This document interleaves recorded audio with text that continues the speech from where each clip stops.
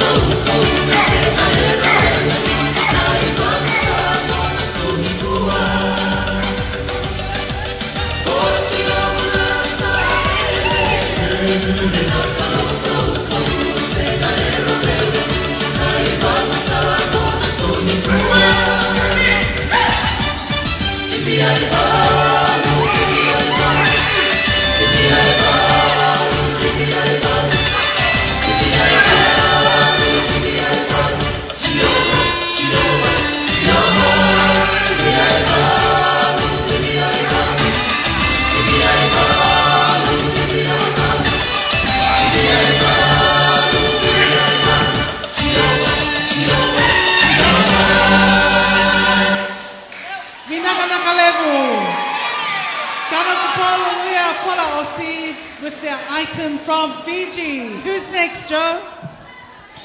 Ahi o ulakai mei ahau. Kulupoko ahi o ulakai mei ahau. Lawatu ai Faiva fa Pasifiki a Karangpolo for asi mei fisi ahau ahi o ulakai te watu ke na Faiva fa Tuval.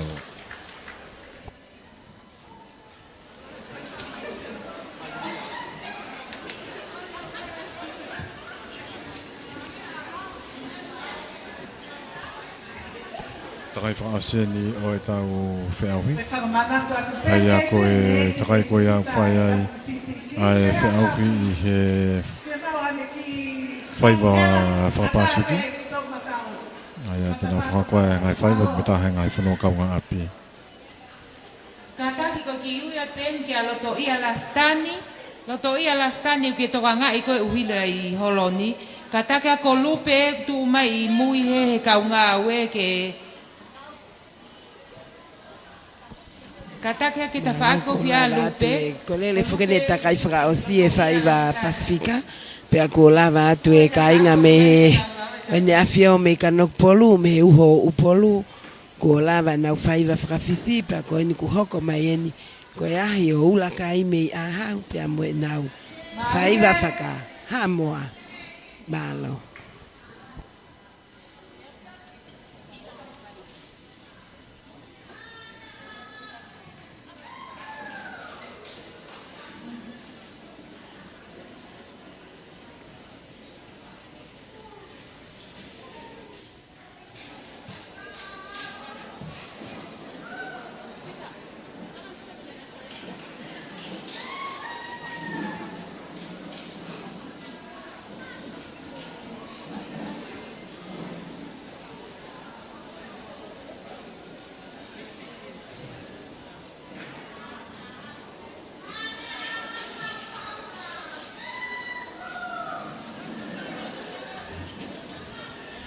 Ko e whanua whiri me e ahau ki he nau whaiva Pasifika ki he whiawhini o Tuvalu.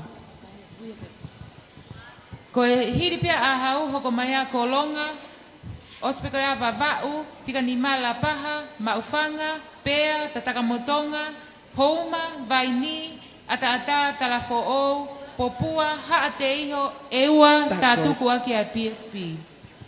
Nau whakapewa tapu, tako e whanua whiri e ahau ke nau whakatata e ta whaiva mi ai, ko Tuvalu kau kai ko Haamoa.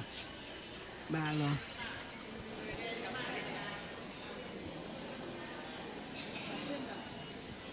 Ia pe koe au toi whamanatu e tari ki tā, ko e takai whaasi o ku holo pe ia mi te wha. Nā ko takai uraki na mi te nima, takai honoa na mi te wha, nā ko tau awani ki takai whaasi, nā ngai whaiva whakapāsu ki, ngai whanataiva koe pe me he tau ngā he kaunga api, o ku holo pe ia o mi te tolo.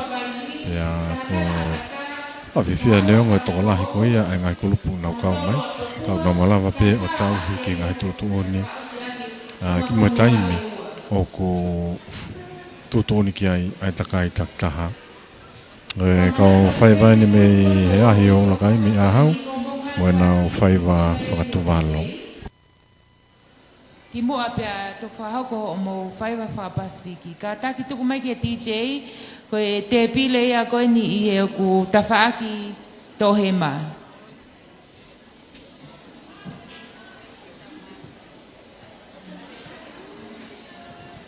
Ko tuipe, mana tuipe ahau e taimi na mo practice ai e ngahi lyrics ko mo I whakapote mo lava iwa mai.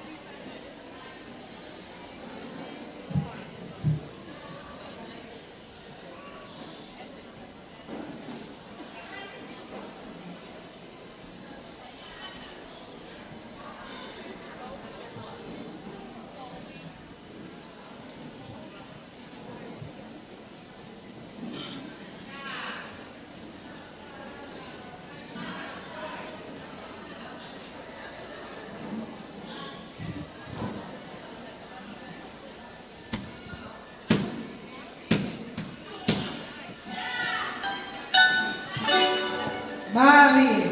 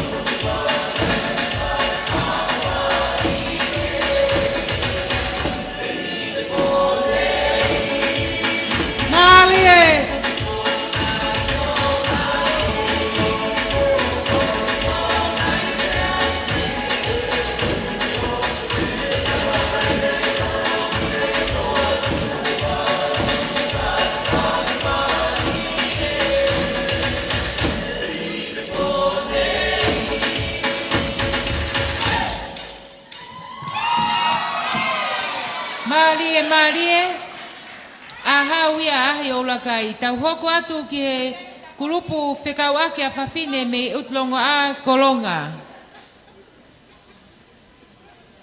Malo ahau. Tau pasipasi ki ahau.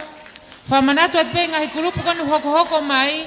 Ke o mai mua mo hiva ki mu ape. Ia mo whaigo.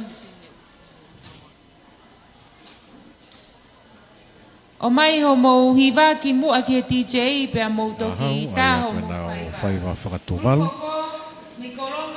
Hoko mai a e oko a whawhine me hi utulonga a me kolonga. Mo e nau whaiva whakamoa. Whamaro e bifoka mo tolo tau kei whanonga whakataha i he proklama o e whiawhiri. I he whiauhui hiva mo tau olonga ko ia a WCCC. Mo e kawenga ko ia i manaki whamaratua o e ahwa mamalahe ka rai whine e pongpongi. Tākanga e tau fuhe ki taku a whawhine i hala whanonga ki wharearea. Kolonga o e nau whaiva whaamoa.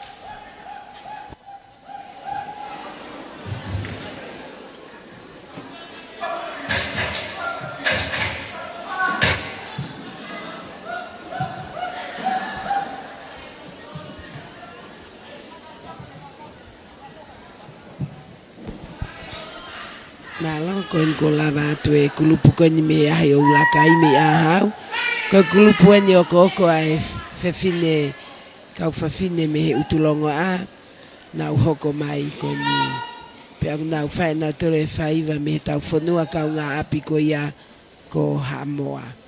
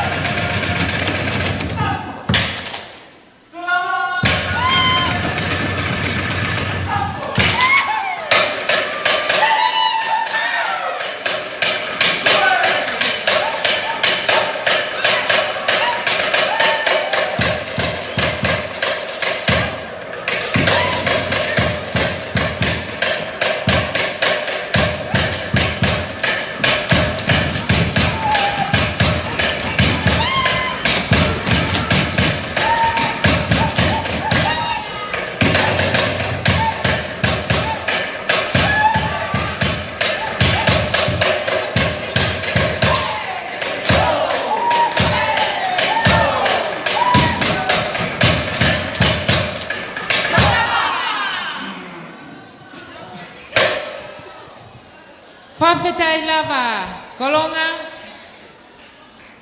malo. Kulupu hoko, te whine wawa utoa me lolo halai walu.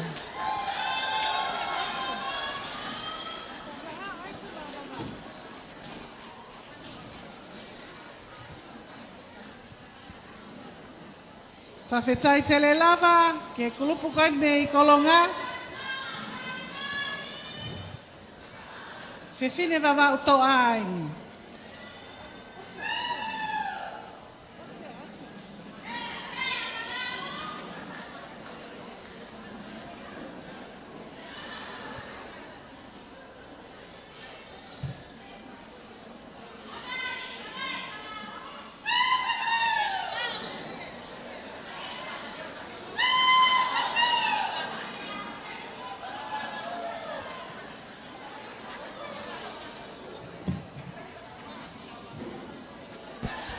Whaivani a wawaulahi.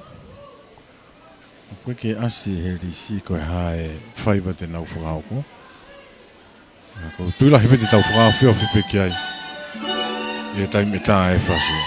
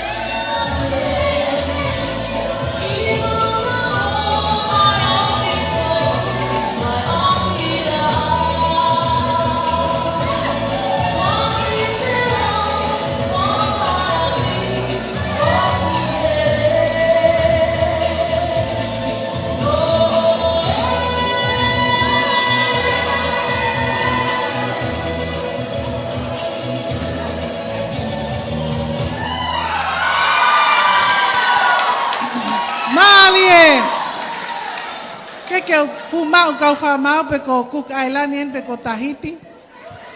Tahiti. Maruru. Ko le famore atu e ki mau fa teknikare ko ni. Ko ni kai lava pe.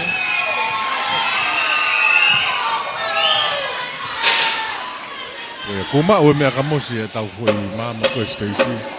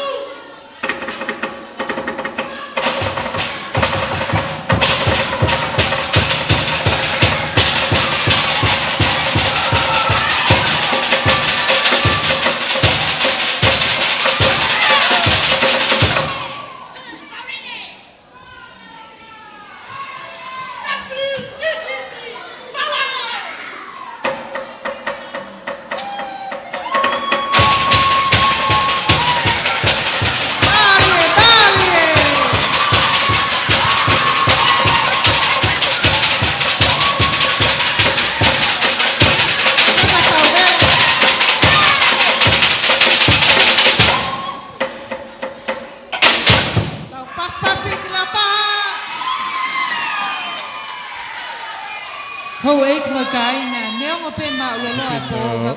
O tulangi mo pa tere a me paki mo to. Famara to pe ka motor ko e ka ko meni. Si tokoni na mo fra ho ko malava ke ma o. Ai me ka mo si ko ia i he uhila Stacy.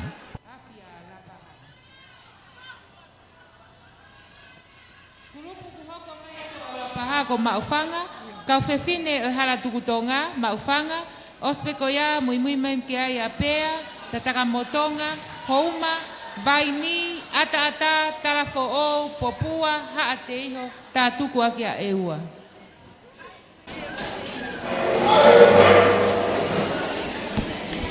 Ka fefine ne hala tukutonga me maufanga mo nau. Faiva fra Pasifika me niwe.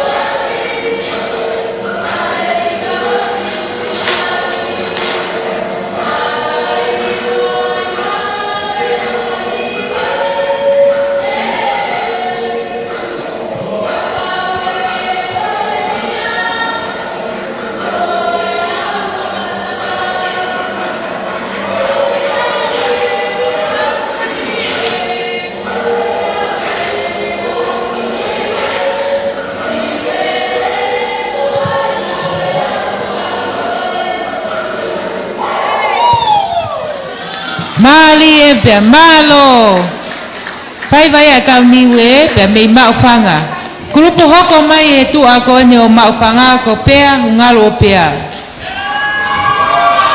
Malo maufanga kataki kuya toi pe. Koia o tau whiahui ai a koe ngahi whaiva me he Pasifiki. Naga tueni e kauwhawhinu hana tuatanga me mawhanga.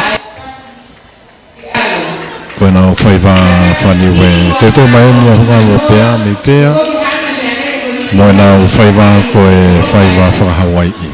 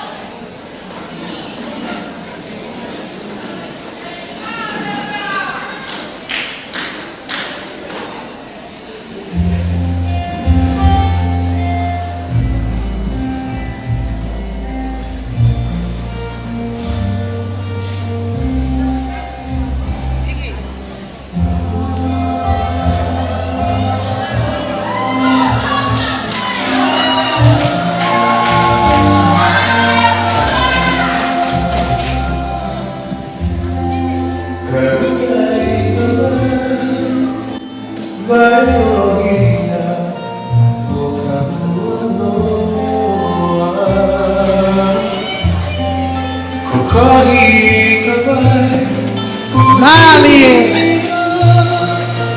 E tu aloha e o mai.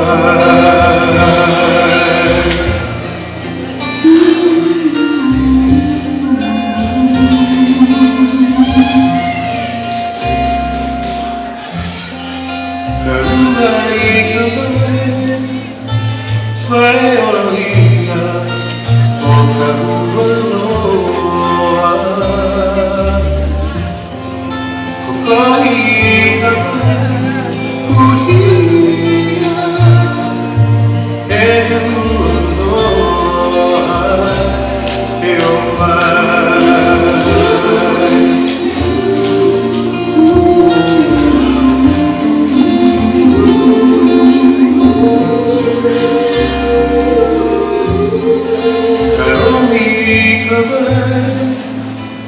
Vai makuna ang alay kapoli. Kahei kabay lahia e tu aloha e o mai.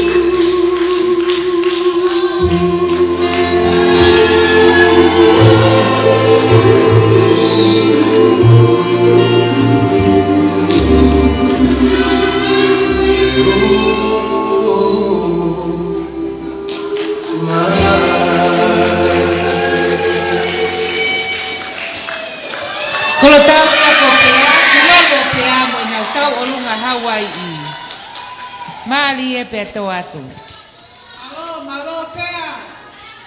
Tau hoka Lavato ao whainga whahawai I a hunga lopea lipe. Ina mai e niki he konga loto koia I tau takai whaosi.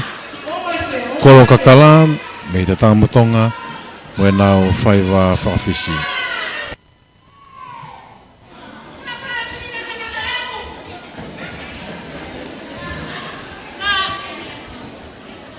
Ko ngahi tau olunga wha Pasifiki foko e ni, o whahoko atu ia he kakai te whine tau tolu mo fulu pe o whai te olunga.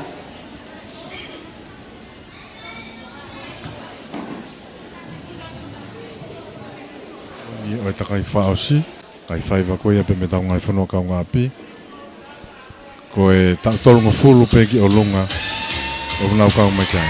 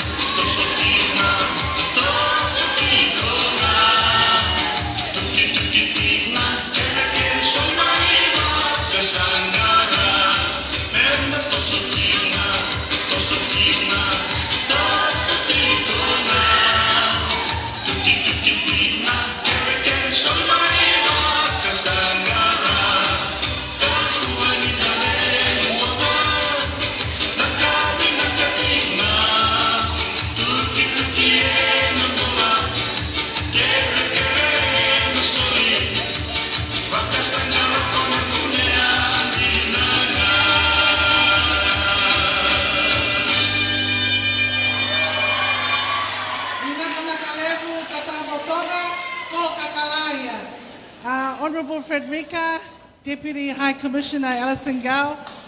Vika, turn around and Vika Fusmalohi, can you wave? Vika Fusmalohi was one of the first women appointed as acting minister. His late Majesty Taufa Hatupo IV's cabinet. And she also ran for Tongatapu 9 as a candidate. Just mentioned it because of our theme for tonight, accelerating progress to achieve gender equality, women leading the way to Parliament. We're now welcoming to the stage Komiti ka kaifefine houma, mei houma mo inau tau olunga whaka Hawaii. Tau Paspaski Hauma.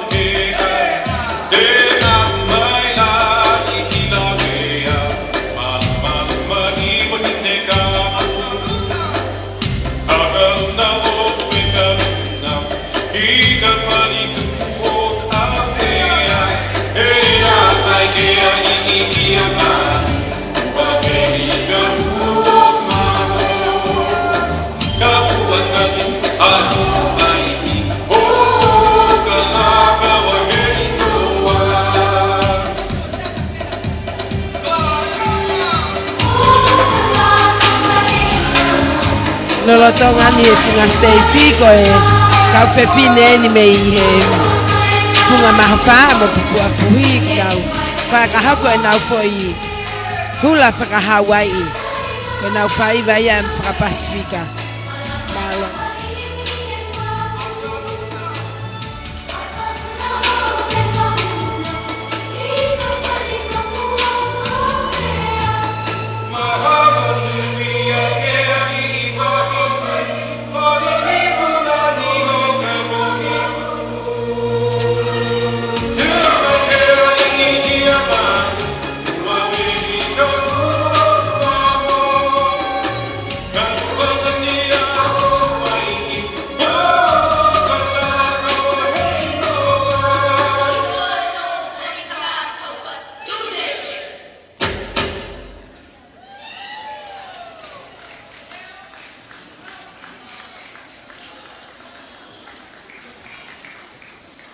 Malo.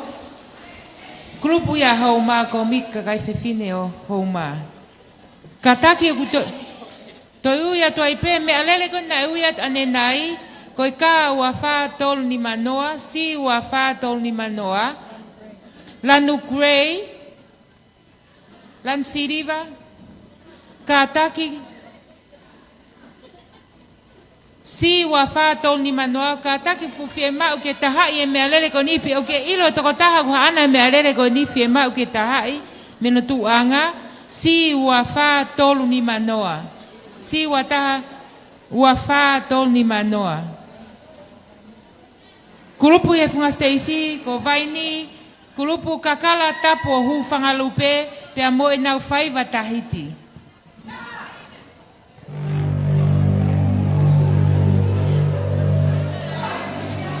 Marie, tangifa, tafafati, tefa, ai, se tapai, wana lore, ai, tua, Marie, tangifa, tafafati,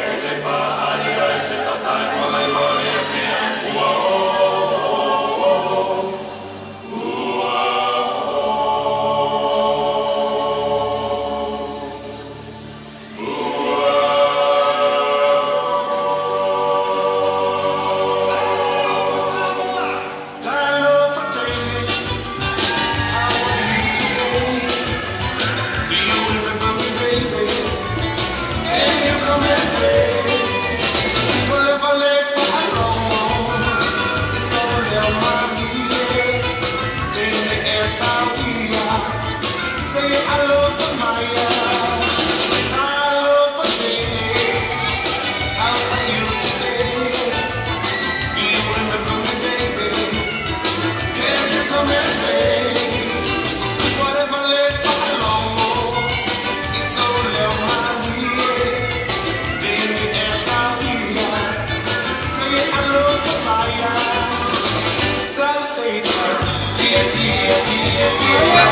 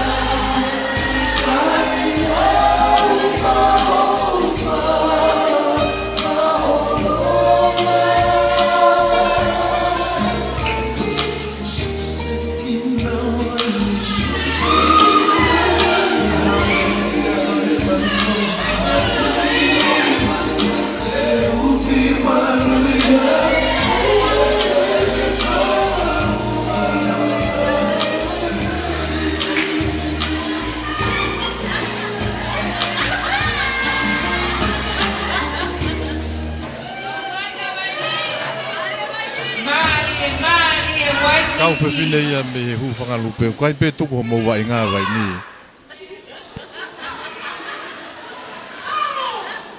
Pare vai ni ko mo pasi e tani vai. Takala tapu o hu whangalupe mo e nau whaiva whakatahiti. Ele botou aqui lá.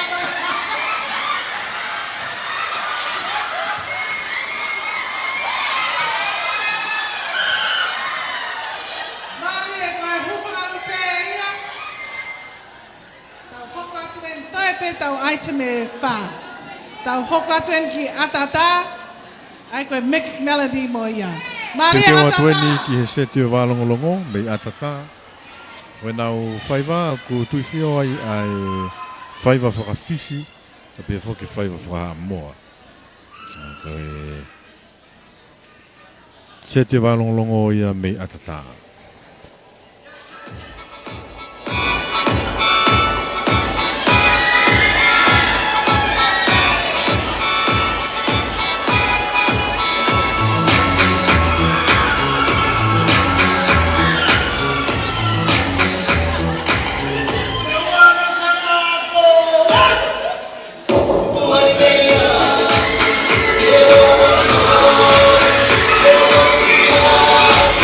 Yeah.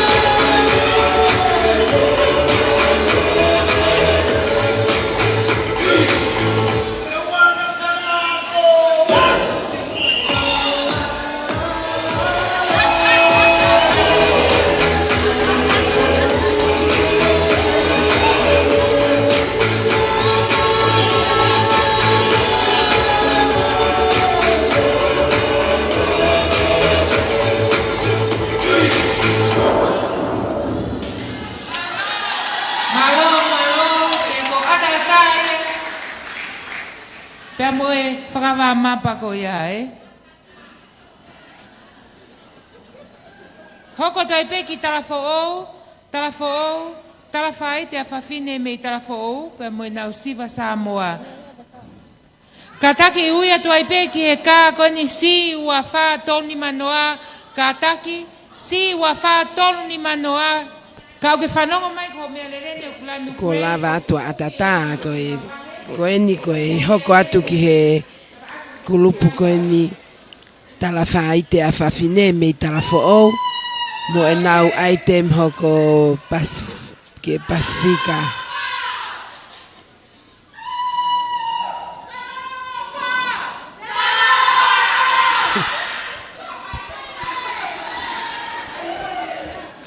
Ko ia tau tui peku whaiva talafo tau tui peku e whaiva whaka hamoa. Ie bakai atu ke nau whakawhelo aki. Ko e taha peia ngai whanua kau ngā api o tau ngā e Pasifiki.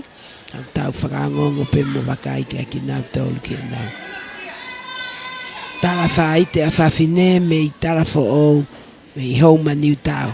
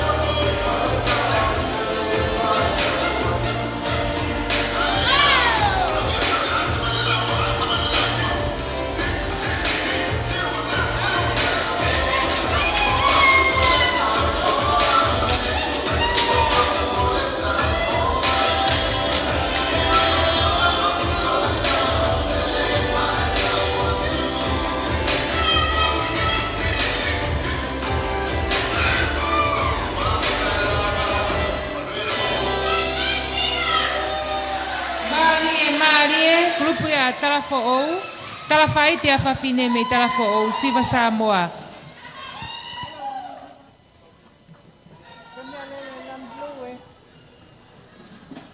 Fine. Kataki Malo, tonu ngaki e toi. Te mai a Papua. Kataki tonu ngaki e toi pe a si wa whātou ni manoa patoi ai mo e mea lele e taha ko ela wanoa hiva tolu hiva ela wanoa hiva tolu hiva mea lele lan puluia whi mau ke taha i mo mea rere kātaki. Sai tau hoko atu e ni tau paspas mai a toa a vai popua whanua nau whili ko Papua New Guinea. Whai wa hoko. Toa wa Papua mi Papua me nau whai wa Papua New Guinea. Tāki mai pe ai tō taha tō whuka koe ni tō pēa whuka koe a Papua New Guinea. Toa wa Papua.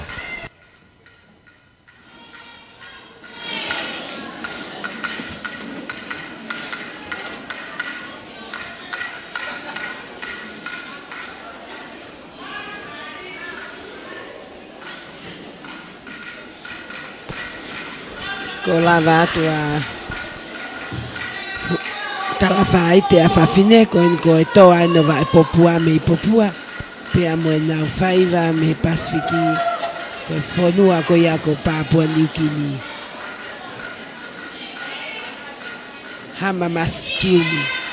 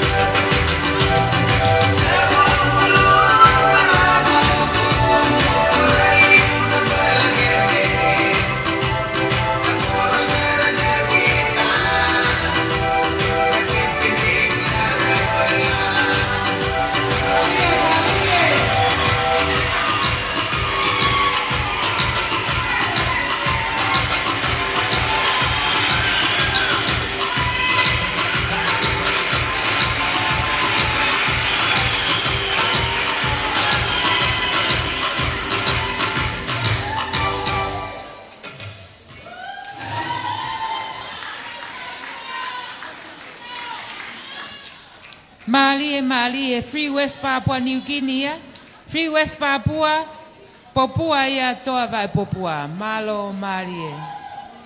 Malo, two more groups go tau Paspasien ke kulupa hate ho sila pelua monau faiva Tahiti.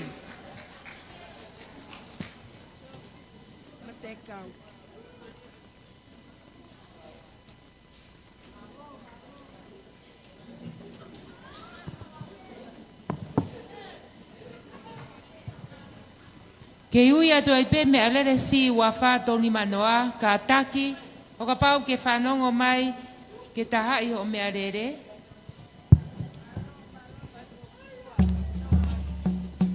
Sila pelua me hateiho, moe nau whaiva whatahiti.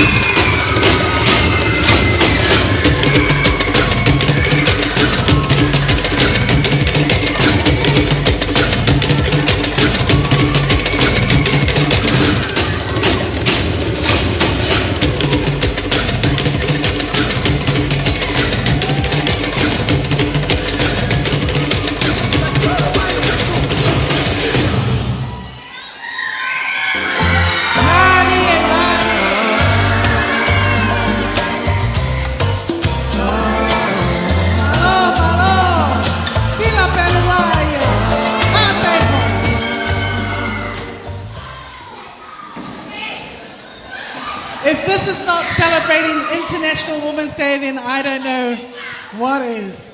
What a spectacular evening as we... Kau whai vai a e sila pelua miha te iho me nau whai wa whakatahiti. Amana ki ke tau tātuku aki e kau hui whai wa koia me whunga whanua me eua. Me nau whai wa whakawhisi. Whai wa whakaosi a e takai whakaosi. A e tau whiau ki sivi hiwa ki he pōni. Whunga whanua me eua. Mo e nau whai wa whakawhisi.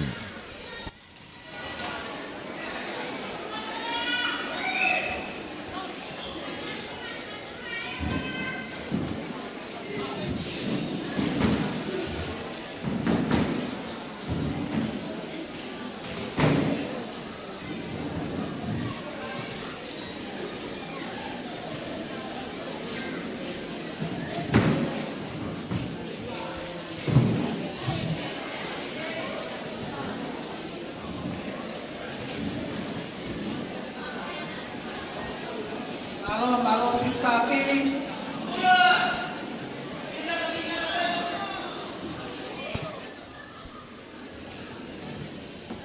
Ka whai wā toko honga fulu. Ka ko... Lawa me pe me toinga koe a e kau hi wā. Mai te nau nofo pe e tua koe a e kau whai wā. Ka koe whai wā whawhisi. A e whunga whanua me ewa.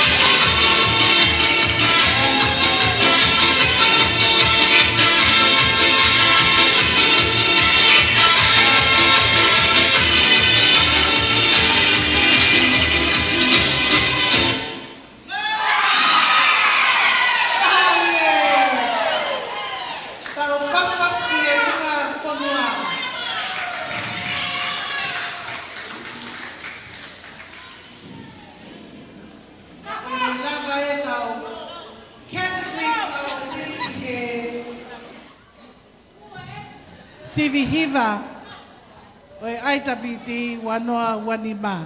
Malo.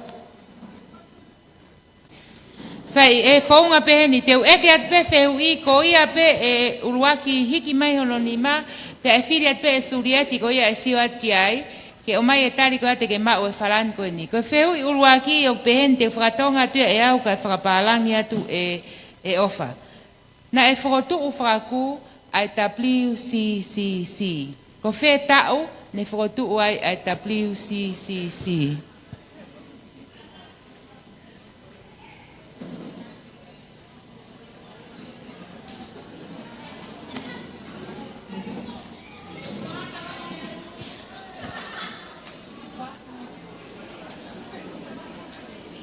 Ofi pe, ofi. Wa fe ngo fulu ko tari me ye.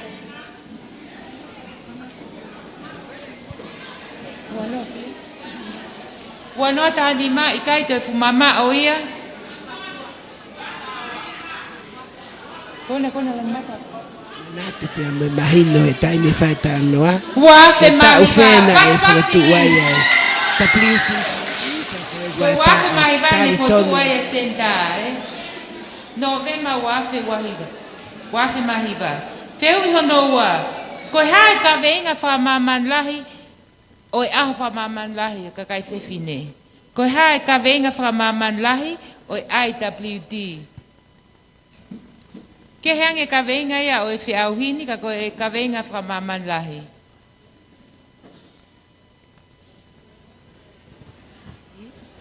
Na ia I pe ngai lave mo tala noa ki ai. Pe a koe tesi e ni o e.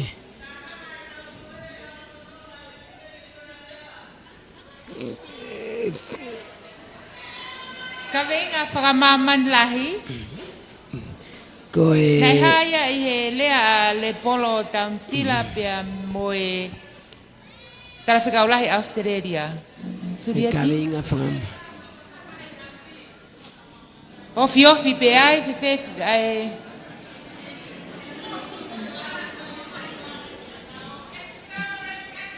Tô atu pas ki lan mata Fefine me. E huo ki fe huia aku Pa e wat kai me ki falan. Kai fe fine ne toko fiha po osi fili ki loto ki e fale alea o tonga. Ko e taha e ngai fehui, pero e ka kai fefine ne toko fiha ko hu ki whare area. Pe a koe tari e tonu ko toko fitu.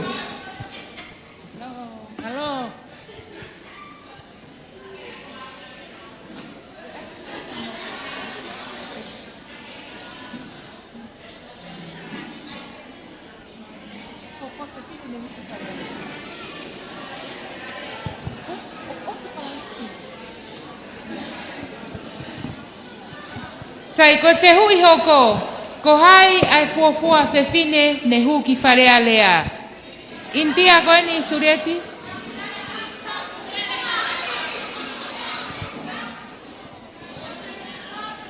Tonu paspas ke India?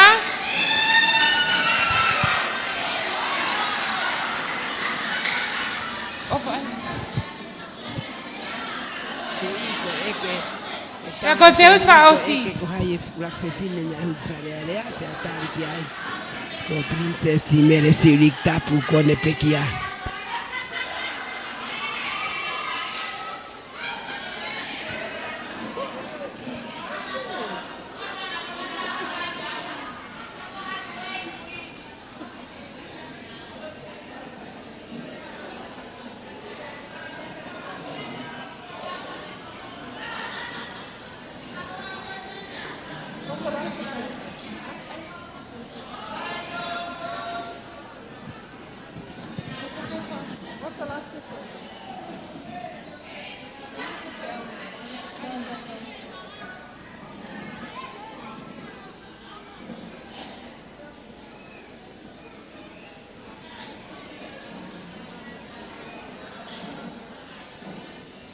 Sai, te o atu e whehui wha osi. Koe kulupu e whiha na e lesisita ki he tau wheauhi e whiawhini.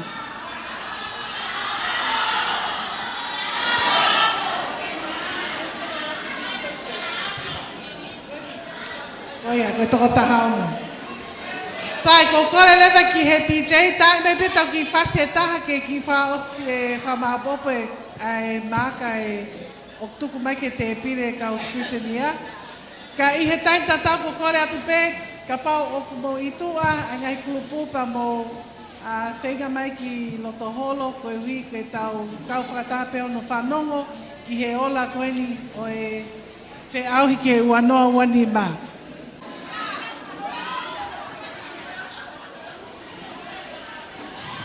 Sai ko kole pe ke o uwhangate ngai whakatako oso no au whaki, kai ata pea mo e whirimotuani ke o whakahoko atu e ola, o e tau whe auhi koe he whiawhini. Pakataki pe oku te tau kamata pe pea mei he te unga lelei taha o whai atu pe ki he whaosi ke hiwa whau pea mo e hiwa tutuni. Ka kua whia mau ke puke whanga maalia koe ni ke tau paspasi ma e kau whamau katoa. Koe ange tau paspasi ke leo lahi ange.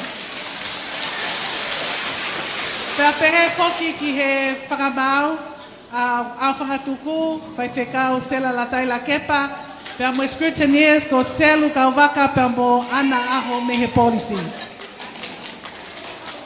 Mo paspasi angi ke leo lahi angi he ke ko ia. Ka takpe tahine Frederica teo kamata pe me he ngahipale iki, pau. Kole atu pe ke me ape me hena ka mo taktaha upe ki muani o mauho mo pale mo ki tu utaimi no pe ke ai ha mista e tahine pe mo koe. So first of all, I'm going to ask the Deputy Australian High Commissioner if we can just start with the minor prizes before we get to the big prize. If you can please, Deputy High Commissioner Tutonga from the Australian Government, Alison Gao, present the first lot of certificates and prizes. Koe whakaluku fua e ngahi pale koe ni nei sponsor me pule anga Australia, te unga pea mo e tolu mano ni mawhi, tau paspas ki ai.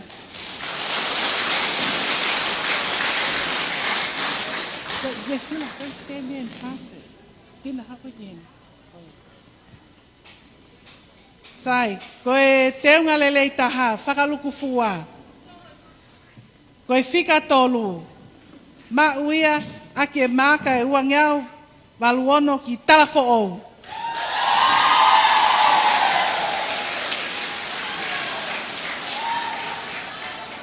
Ka taki maha whafufonga me talafo ou.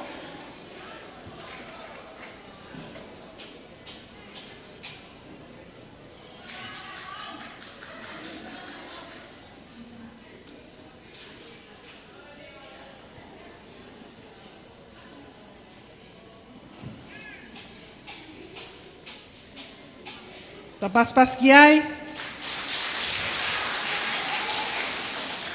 Fika ua. Te unga lelei taha whakaluku fua, ma ua ke maka ua ngeau valvalu pea.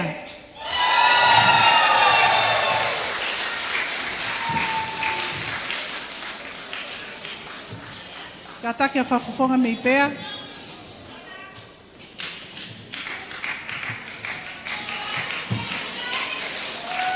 Ai koe paanga e wafe.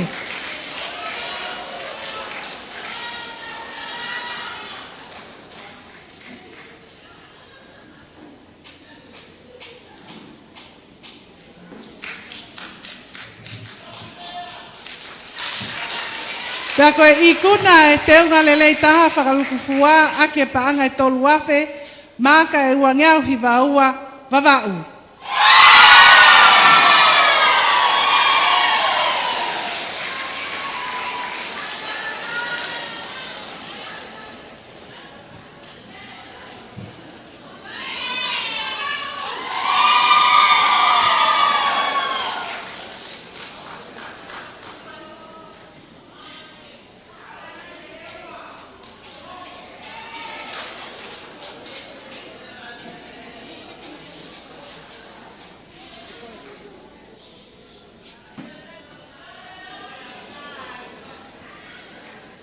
Sai malo tau hoko atu ki he teunga ta olunga lelei taha.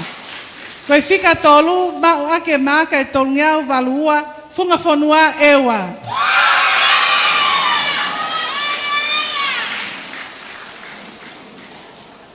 Kataki maha whafofonga me he funga fonua.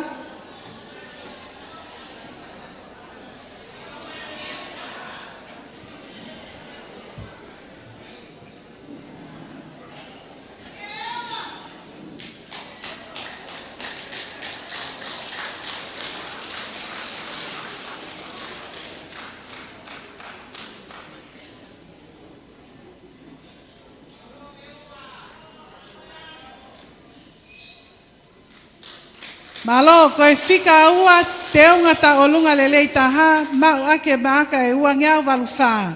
Tatanga motonga.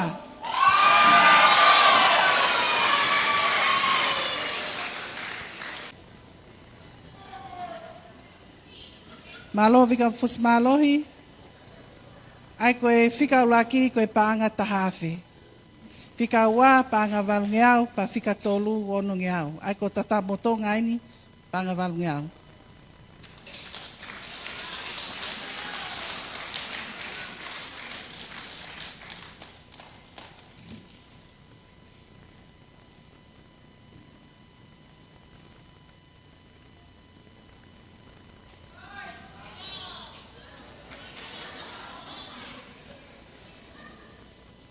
Malo tata motonga, whika uluaki I he teunga ta olunga lelei taha, mau ake maka e tolu ngeau, waluono poe nimba, paanga e tahawhe, vavau.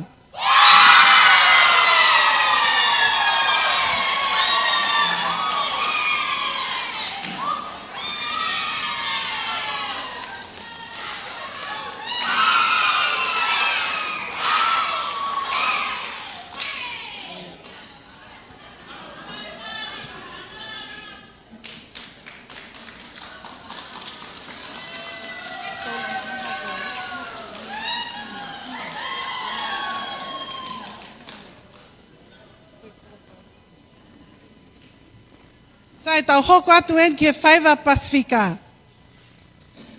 Ai koe whika tolu I he whaiva Pasifika, mau ake maka e te au hiva noa, ahau.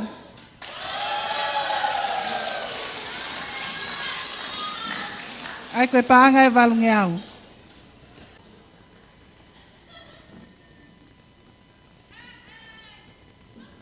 Sai koe whika aua, nei mahanga tolu. Fia mau ke mo whanongo lelei mai. Koe mahanga tolu, na mo taktaha mau e maka e koe te au hiva wha. Ai ko pea, la paha, talafo ou. Ai oku, wahe tolu lewa ai tahawhe. Na mo pehe mo taktahafe.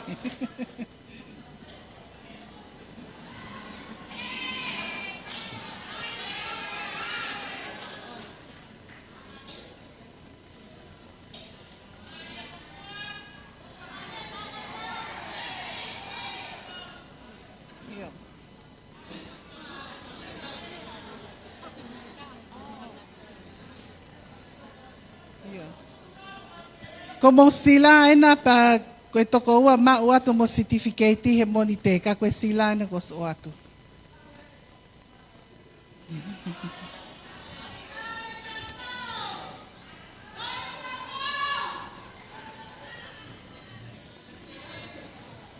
Sai koe whika uluaki ki he whaiva Pasifika. Ma uake maka e te au, hiwa ngofulu maa fitu, ai koe panga uafe ai pale koe ni, ma uia ki he sila pelua ha teho. Kataki maha whafofonga.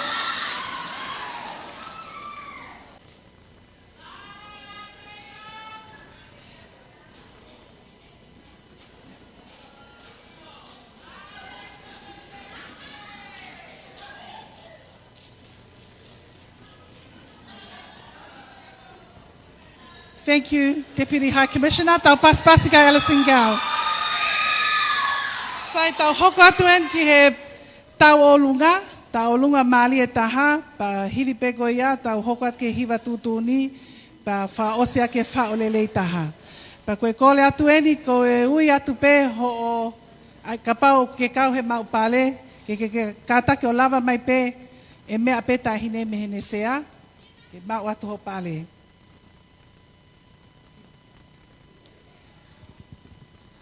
Sai, koe tau olunga lelei taha. Koe whika tolu. Ne mau aki e maka whakatoa e uangeau ono whā. Ua ono whā, mau ia i he Bank of the South Pacific. Koe pānga ono ngeau.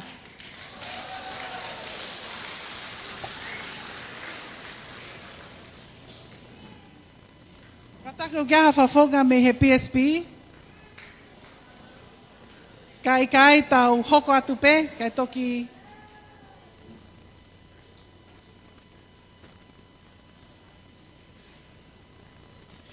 Io.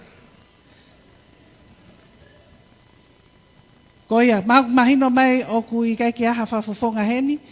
Koe whika aua i he tau olunga lelei taha, aine whia mau whoke koe tau nima ki olunga. Whika aua mau ake ua ngeau, hiva ono poini whā, mau ki la paha.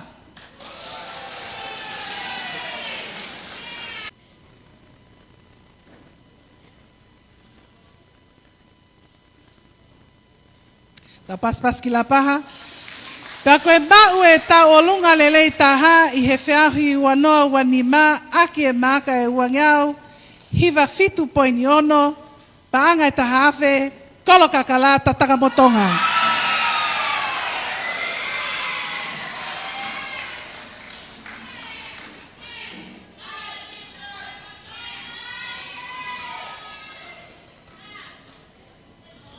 Vave mai ta takamotonga, hawhafofonga.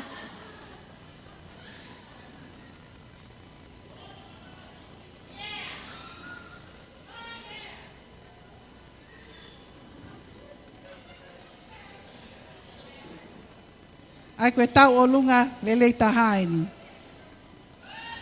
Tatanga motonga.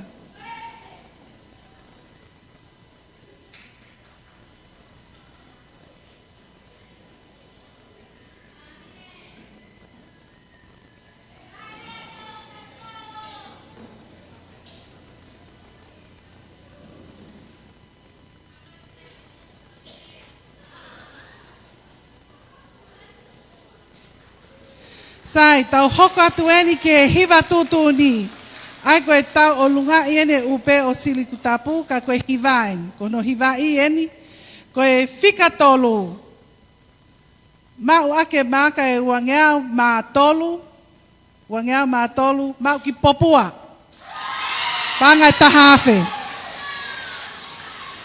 Ka taki maa whawhonga me popua, he vave tahape.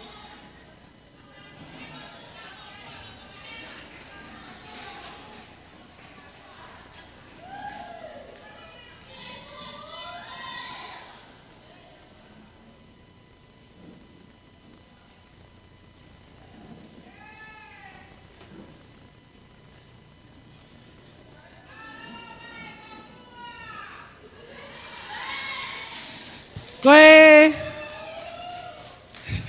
whika aua he hiva tutu ni o ke ai mahanga. Ai na e mau ake ai maka e uangeau ma hiva ai ongo kulupu koe ni mau ki vavau pe amo pea. Kataki maa mo whafofonga. Ai te mo vai ua e wafe.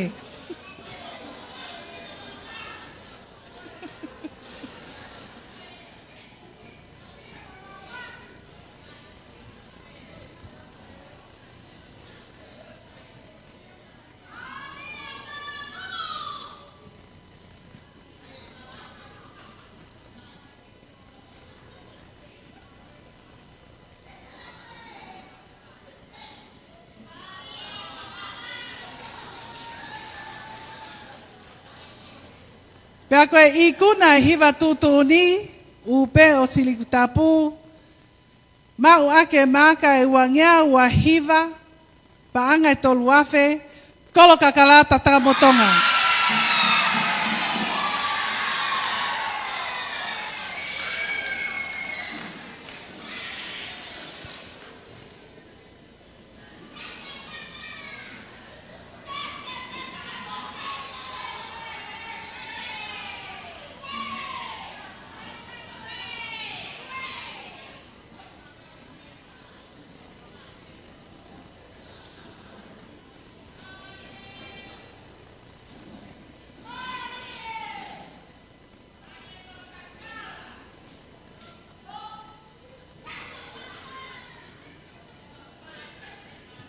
Malo, tau hoko atu eni ki he whau lelei taha pe koe composition.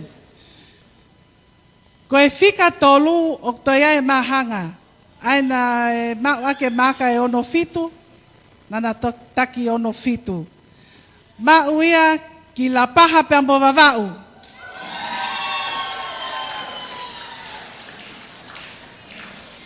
Ai koe whau eni, ai hiva, ai lea, whakalea koe hiva.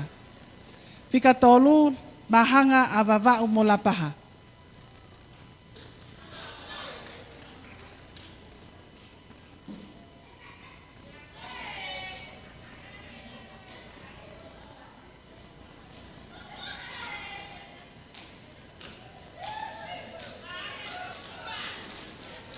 La paha ki vave mai ka ataki.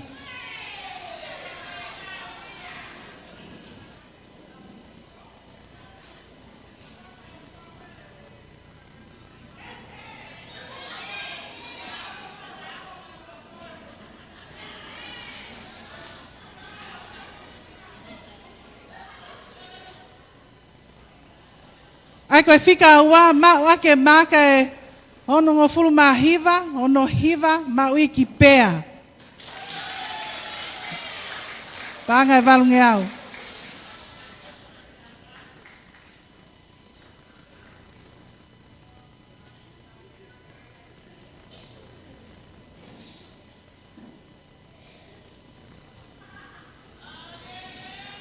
Pea koe ikuna e whaulelei taha, pea koe composition of the lyrics, mau ake maka e fitu noa, o mahangai a haateiho pea mo ewa.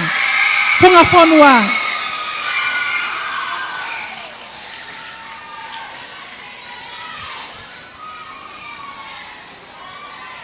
Ka taki maa whafofonga me I he funga fonua pea mo haateiho.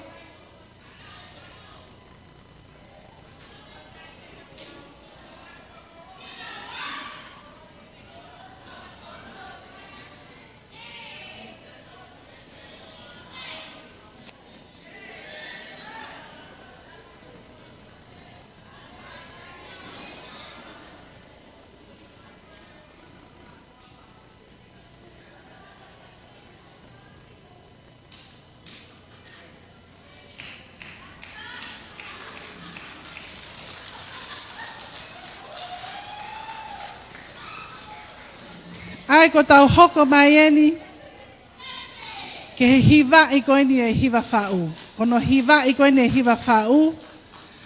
Aia koe whika tolu o toi mahanga ai. Nana taktaha mau e maka koe te au ni mawhitu. Ai koe te au ni mawhitu, mahanga ai a PSP pe mo la paha. Ai na taktaha afe. PSP mo la paha. Whafofonga me la paha.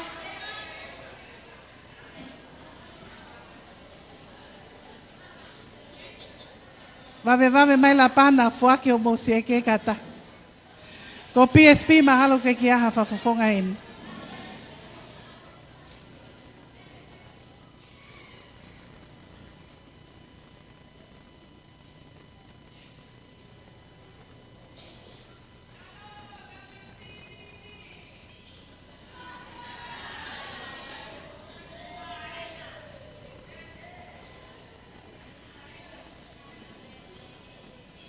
Sai koe whika ua, hiva I e hiva whau. Mau ake maka te au fitu taha. Taha fitu taha, paanga tolu afe, funga fonua ewa. Ka taki maa whafofonga.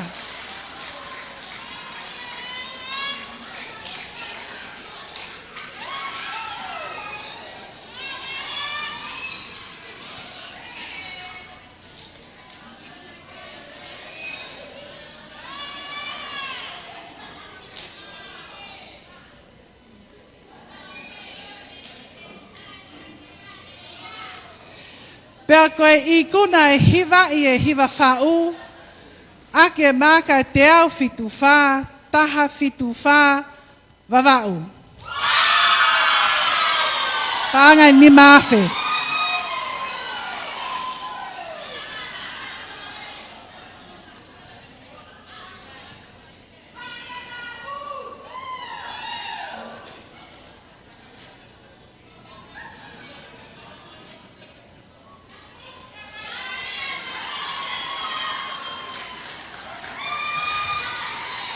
Ka taki pe tahine Frederica koe whakaosi eni. Koe pale whakaosi, koe kulupu u ngā taha, pe koe fia taha, tal me ka mata e ako hiva mai ke ahoni, ag mahangai a popua pe amo vavau. Taki taha afe.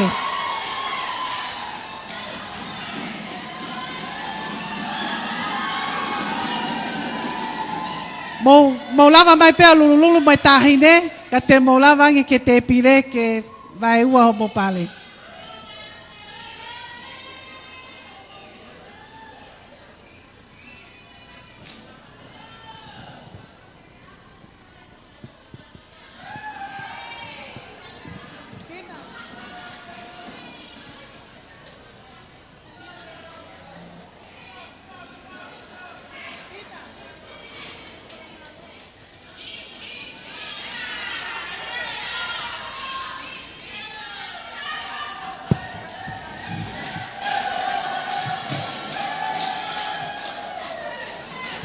Ho ek makai ka ko tawa o mai ke wha au singa, ko tui pe kulahi e fia mo mawhana, kore ni ki a Cristina Piperetti ke ne kai e lea wha malo.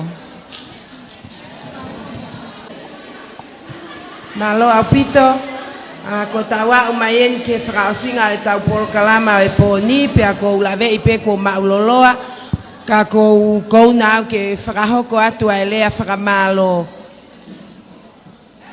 Whatapu ki a whio e tolu tapu taha I o tua, tau loto ngā, tapu ki e whakaafe whakalanglangi, kua ne mea atu ka ku kei mea peheni a eiki Frederica whatawhehi o la paha tuita. Pehe ki he whakamalo ki he tahine tau po ou, Sister Cecilia Alamoti moha alotu. Pea kōkole ke whakamalumalu atu he tala whakatapu kakato o e whonua mo e lotu, na e kamata ake polo kalamani ka e ata ke uhufanga ai, ke uwhakafofonga ai atu, a tare ki tapure mo e kaunga aue o e WCCC ha whakamalo. O kua whawhetai ke o tua mafi he ne whinangalo lelei ke atau tolu a e whiawhini, pea whakakakato lelei mo e polo kalamani. O kuatu e whakamalo loto maalunga mo e honga ia ki he feituuna e Frederica whatawhehi o la paha tuita I ho kei me ahena o whakalanglangi ia ki polo kalamani. O mau koloa ia ai.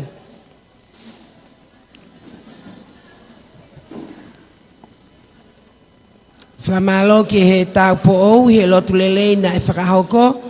Whakamalo foki he tangata eiki hai komisiona Australia mo e purungeanga Australia ki he tokoni mo e poupou kotoa pe. Whakamalo lahi atu ki a tupou aho me e whaupula. Lo te vehala mo e kau whakamau hono kotoa he whatongia mamafa mo mahu inga aku o mou whakahoko. Pe aku atu e whakamalo mo e loto mawhana ki a ki mou tolu ai toenga o e kau whakawhe. Mo e ngahi kulupu kakai whewhine hono kotoa pe. Malo mua si o mou loto tō o tari e whakatangini. Kane ikai ki mou tolu he ikai lava e polo kalamani. Si kau whewhine o wawaulahi me he lolo hala e walu mo haa fuluhau. Pe he ki kau whewhine me funga whonua mo e taulanga nā whanua. Whakamalo lahi atu. Ikai foki ngalo si kau whewhine me ngahi wheitu ke he kehe o tonga e kini. O mau masiva lea ke whakamalo atu ki a teki mou tolu hono kotoa. Ko mou kau mai o tau ikuna ai ai polo kalamani. Tau ange mo o tua mafi ke ne whai tāpu e kina ki tau tolu kotoa pe pia ke kei o ona i pe a langlangi mo e koloria o ta ingata. Leve e malanga ka tau atu.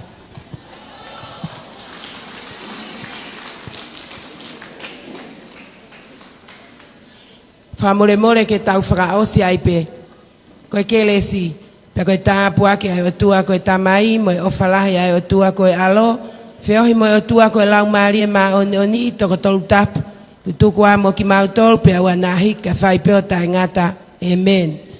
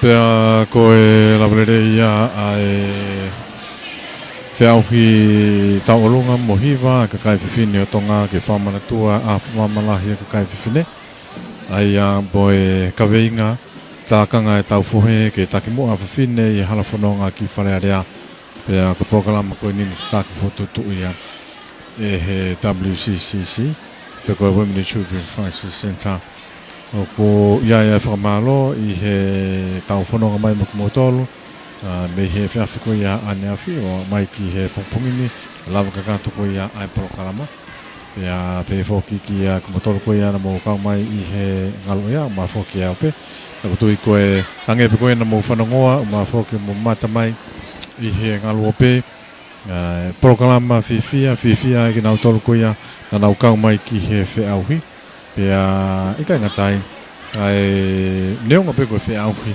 ka hange pe ko na mo mata mai ki ai matua ki fifia ai ko toa na tol ko na nau kau mai ki po kalamani pea ko tui e tola yange mo to le yange i he ka o i al ko ke te fa kala ka no fa le po kalamani ka hiva e to hong fu ma ono na nau kau mai ki he po kalama pe mo fe auhi sivi hiva ai ne kau ka kanu polu a hau kolonga vavau lapaha maufanga pea tatamotonga houma vaini atata talafo popua hateiho ewa pe fok na tolo ka fo fotomia e panke PSP ola ka kanto ia ai famofola ki he poni ko pe fatawanga na ta fulonga kere mo motolo i ata pe moirea o me ke o fafunga te pe ho ku nga ho nga o ki he pongpongini ya mo Kamalo ia ki motol ko ia na mo kang mai i he tio pe fo ki he ope ko fa mafia ki ka mo mi a